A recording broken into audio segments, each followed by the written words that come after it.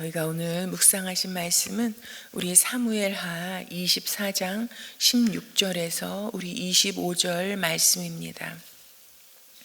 사무엘하 24장 16절에서 25절까지 말씀을 우리 천천히 교독하시겠습니다. 천사가 예루살렘 쪽으로 손을 뻗쳐서 그 도성을 치는 순간에 주님께서는 재앙을 내리신 것을 뉘우치시고 백성을 사정없이 죽이는 천사에게 그만하면 됐다. 이제 너의 손을 거두어라 하고 명하셨다. 그때 주님의 천사는 여부스 사람 아라우나의 타작마당 곁에 있었다. 그때 다윗이 백성을 쳐 죽이는 천사를 보고 주님께 아뢰었다. 바로 내가 죄를 지은 사람입니다. 바로 내가 이런 악을 저지른 사람입니다. 백성은 양떼일 뿐입니다. 그들에게는 아무런 잘못도 없습니다. 나와 내 아버지의 집안을 쳐 주십시오. 그날 가시 다윗에게 와서 말하였다. 여부스 사람 아라우나의 타작마당으로 올라가셔서 거기에서 주님께 제단을 쌓으십시오. 다윗은 가시 전하여 준 주님의 명령에 따라서 그것으로 올라갔다. 마침 아라우나가 내다보고 있다가 왕과 신하들이 자기에게로 올라오는 것을 보았다. 아라우나는 곧 왕의 앞으로 나아가서 얼굴이 땅에 닿도록 절을 하였다. 그런 다음에 물었다. 어찌하여 높으신 임금님께서 이 종에게 오십니까? 다윗이 대답하였다. 그대에게서 이 타작마당을 사서 주님께 제단을 쌓아서 백성에게 내리는 재앙을 그치게 하려고 하오. 아라우나가 다윗에게 말하였다. 높으신 임금님께서는 무엇이든지 좋게 여기시는 대로 골라다가 제물로 바치시기 바랍니다. 보십시오. 여기에 번제로 드릴 소도 있고 땔감으로는 타작기에 판자와 소의 멍에가 있습니다. 임금님, 아라우나가 이 모든 것을 임금님께 바칩니다. 그리고 아라우나는 또 왕에게 이와 같이 말하였다. 주 임금님의 하나님이 임금님의 제물을 기쁜 마음으로 받아주시기를 바랍니다. 그러나 왕은 아라우나에게 말하였다. 그렇게 해서는 안 돼요. 내가 꼭 값을 지불하고서 사겠소. 내가 거저 얻은 것으로 주 나의 하나님께 번제를 드리지는 않겠소. 그래서 다윗은 은 53개를 주고 그 타작마당과 소를 샀다. 거기에서 다윗은 주님께 제단을 쌓아 번제와 화목제를 드렸다. 다윗이 땅을 돌보아 달라고 주님께 비니 주님께서 그의 기도를 들어주셔서 이스라엘에 내리던 재앙이 그쳤다. 아멘. 여러분, 저희가 드디어 사무엘하를 마치는 날입니다. 오늘 책거리 하는 날이세요. 24장에 달하는 긴 이야기를 저희가 다윗의 이야기를 쭉 읽어왔습니다. 그런데 어제 저희가 들었지만 이 사무엘하의 결론은 다른 것이 아닙니다. 다윗은 곧 인간이었고 우리와 똑같은 그런 사람이었고 그리고 하나님은 끝까지 이 다윗을 포기하지 아니하시고 구원하셨던 구원의 하나님이시라는 것입니다. 여러분, 다윗이 저희가 사무엘하를 읽어보니까 다윗이 그렇게 훌륭한 사람이 아니잖아요. 너무나 연약하고 그리고 죄의 유혹에 참으로 나약했던 그런 사람이었던 것, 그리고 그의 성정이나 심정이나 그리고 성격도 참으로 종잡을 수 없는 그런 사람이었던 것을 우리가 볼 수 있습니다. 여러분, 사무엘하를 통해서 여러분 하나님께서 성경 저자는 말하고 있는 것이 그가 얼마나 위대한 사람이었는지, 얼마나 탁월한 믿음을 가진 사람이었는지 여러분 거기에 초점을 맞추고 있지 않다는 것을 저희가 보았습니다.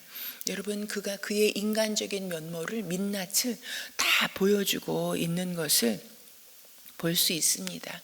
여러분, 오늘 그가 하나님 앞에 범죄함으로 참으로 인구조사를 함으로 말미암아서 어떤 결과가 그가 다스리는 이스라엘 땅에 나렸는지, 전염병이 돌아서 그의 범죄로 말미암아서 7만 명의 백성이 죽는 그런 재앙을 당하고 있는 이런 모습을 보여주고 있습니다. 여러분, 이것뿐만 아니라 얼마나 많은 범죄로 사무엘을 마치면서도 그 범죄에 대한 대가를 치르고 있는 다윗의 모습을 우리에게 보여주고 있습니다.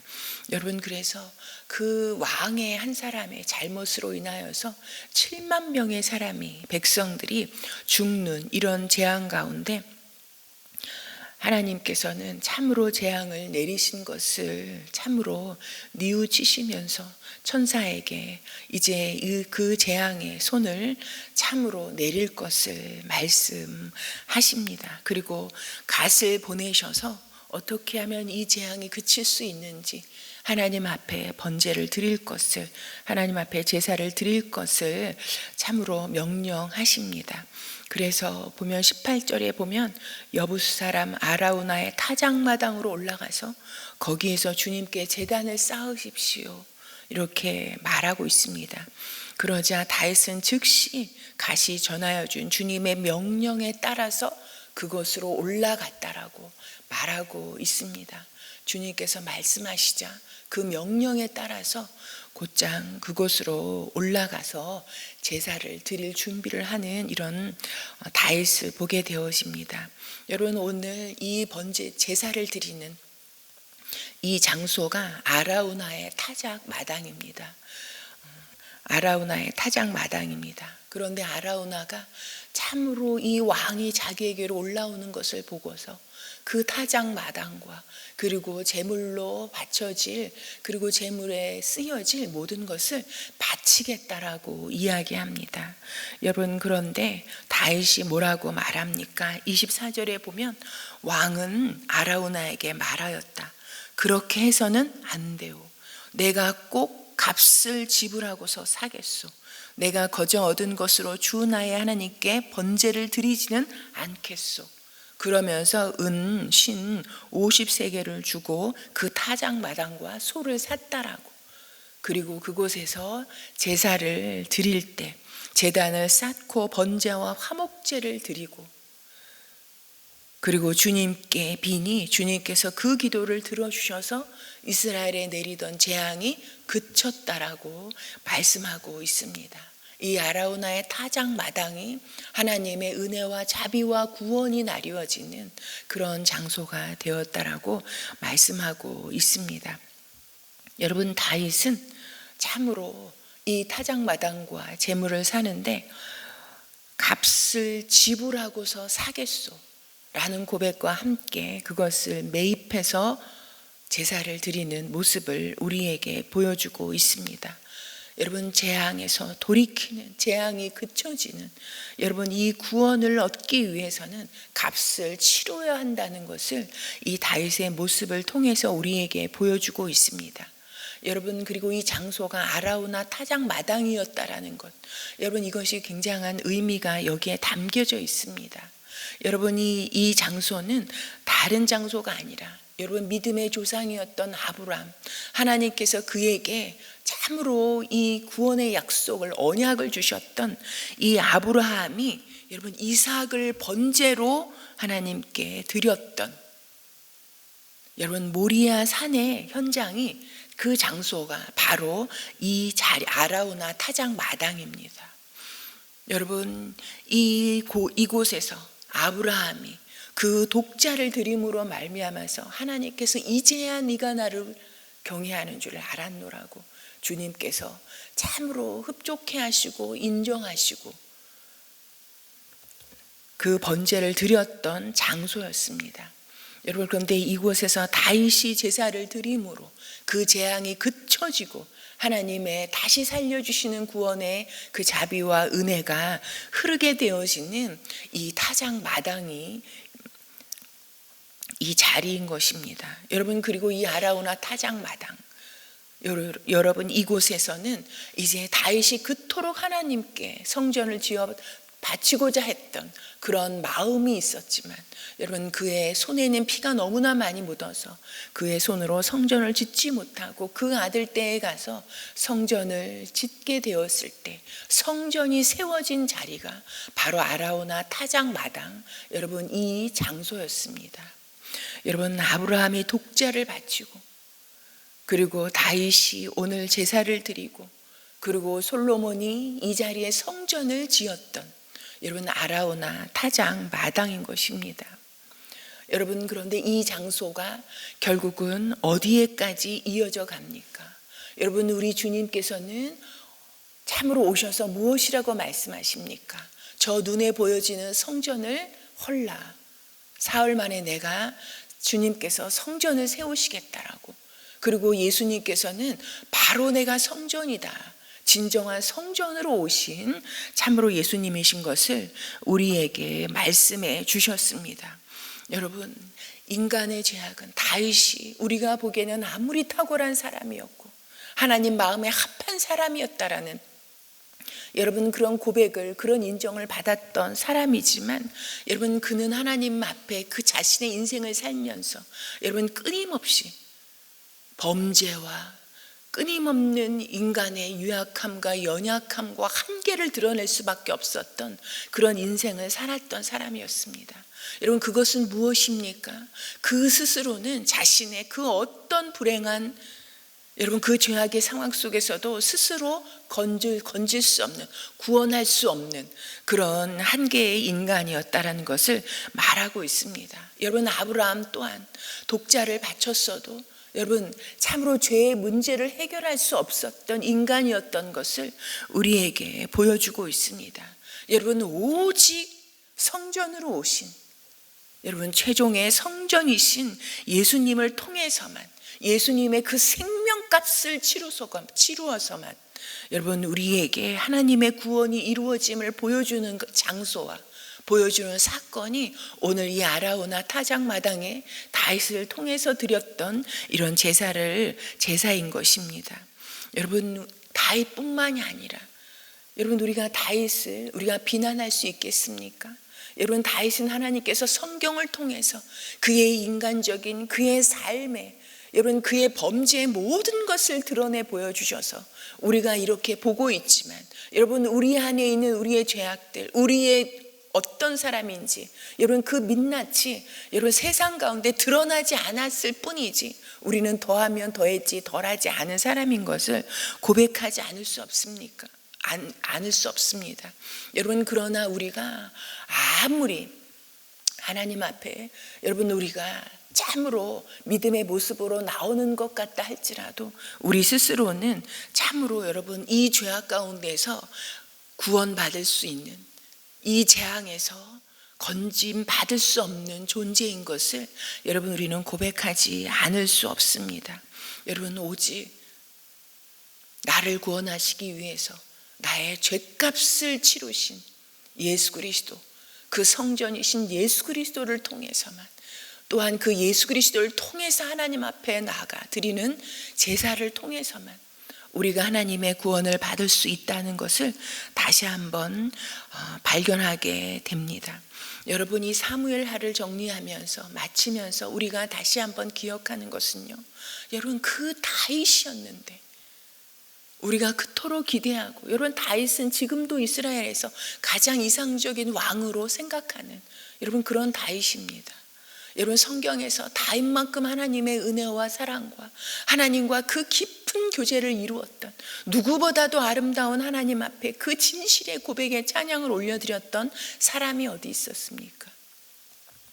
여러분 그러나 다윗도 죄악의 한계에서 벗어날 수 없는 인간이었다는 것, 여러분 사무엘하는 그 인간적인 다윗에게 초점이 있는 것이 아니라 여러분 그런 다윗임에도 불구하고 하나님 앞에 끝없이 범죄하고 끝없이 하나님을 배신하고 하나님 마음에 합했던 자라고 했는데 하나님의 마음을 누구보다 아프게 했던 여러분 그 다윗이었는데 하나님은 그러나 끝까지 그를 포기하지 아니하시고 끝까지 그를 향한 언약을 취소하지 아니하시고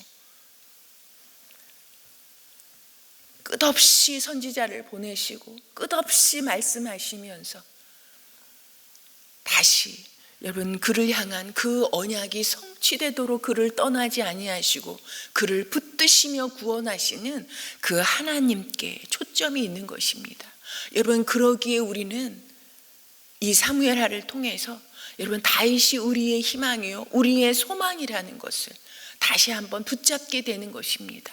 왜냐하면 다윗을 건져내시고 포기하지 아니하시고 그의 삶 끝까지 붙잡으셨던 구원을 베푸셨던 하나님이 여러분 나의 하나님이기 때문입니다. 우리 모두의 하나님이기 때문입니다. 여러분 하나님은 우리를 향한 그 구원을 포기하지 아니하시고 예수 그리스도의 그 값을 치르시고 우리를 구원해 내신, 그래서 우리를 향한 하나님의 뜻을 성취해 가시는 하나님이시라는 것을 우리에게 오늘도 보여주고 계십니다. 하나님의 의지를 가지고 내가 어떤 제약 가운데 어떤 실수와 어떤 실패 가운데 있다 할지라도 우리를 그 자리에 그대로 놓아두지 아니하시고 다시 구원의 자리로 하나님의 은혜와 자비가 베풀어지는 자리로 우리를 이끌어 가시는 하나님이신 것을 그 열심과 그 의지를 가지고 오늘도 우리를 붙잡고 계시다라는 것을 저희가 다시 한번 기억하면서 여러분 하나님의 의지는 우리를 끝까지 포기하지 않겠다. 어떤 상황 가운데도 우리를 놓지 않으시겠다. 우리를 향한 하나님의 뜻을 반드시 성취하시겠다 라는 의지를 가지고 우리를 이끌어 가십니다. 여러분 하나님은 우리에게 자유의지를 주셨습니다. 여러분 다윗이 위대한 것은 다른 것이 아니라요, 여러분 어떠한 범죄를 저질렀어도 여러분 하나님께서 말씀을 보내실 때, 선지자를 보내실 때 즉각 주님의 명령에 따라서, 하나님의 그 명령에 따라서 회개의 자리, 용서의 자리로 여러분 나오는, 그래서 하나님의 그 은혜와 자비를 다시 참으로 공급받는 여러분 그런 다윗의 인생이었다는 것입니다. 여러분 하나님은 우리에게 자유의지를 주셨습니다. 이 의지를 가지고 오늘 어떠한 삶을 살기로 결심하시겠습니까? 여러분 내 순간의 욕심에 따라서, 내 감정에 따라서 내가 내 인생의 주인인 것처럼 살아가는 그 일을 위해서 내 의지를 사용하는 것이 아니라 여러분 우리 의지를 쳐서 하나님의 말씀에 복종하고 하나님의 나를 향하신 그 자비와 구원을 베푸시는 하나님께 더 가까이 나아가고 그 하나님 앞에 나아가 주님 제가 죄인입니다. 저를 살려주시옵소서. 주님의 은혜와 자비를 베풀어 주시옵소서. 주님을 붙잡고 주님을 의지하는 그 삶을 살아가기를 결심하는 의지로 나아가는 우리 모두가 되기를 소망합니다. 우리가 그런 마음으로 우리 자신을 위해서 기도하고요. 여러분 우리가 오늘은 교회를 위해서 기도하는 날입니다. 우리 교회를 통해서 우리 가정마다 우리 교회를 통해서 신앙의 전수가 다음 세대에 이루어지기를 소망합니다. 여러분 우리 다음 세대, 무엇보다도 수능을 앞두고 있는 우리의 자녀들이 여러분 수능이 그 인생을 좌우하지 않는다라는 것을 이 시기를 지나면서 하나님을 붙잡고 하나님을 믿는 믿음 가운데 견고하게 서서, 물론 자신 앞에 있는 수능을 위해서 열심히 최선을 다해서 공부해야 하죠. 그러나 그 의지를 가지고 주님을 붙잡고 주님을 자신의 왕으로 인정하고 주님의 구원 앞에 나아가는 우리의 자녀들이 되어질 수 있도록 위하여서 우리가 함께 기도했으면 좋겠습니다. 그리고 우리 은혜샘물교회가 아라우나의 타작마당처럼 하나님의 재앙이 그쳐지고 어떠한 자들이 나온다 할지라도 어떤 죄악 가운데 어떤 심판 가운데 어려운 가운데 있는 자라 할지라도 이 교회에 나와서 예배를 드릴 때 하나님을 만나고 이 예배를 통하여서 하나님의 그 자비와 은혜를 공급받음으로 말미암아서 그 삶의 재앙이 그쳐지고 하나님의 구원이 임하는 역사가 있는 이런 은혜 샘물교회가 되게 해주시기를, 우리 은혜 샘물교회에서 드려지는 이런 모든 예배가 될 수 있기를 위하여서 기도해 주시고 가지고 나오신 기도 제목 올려드리고 돌아가시겠습니다.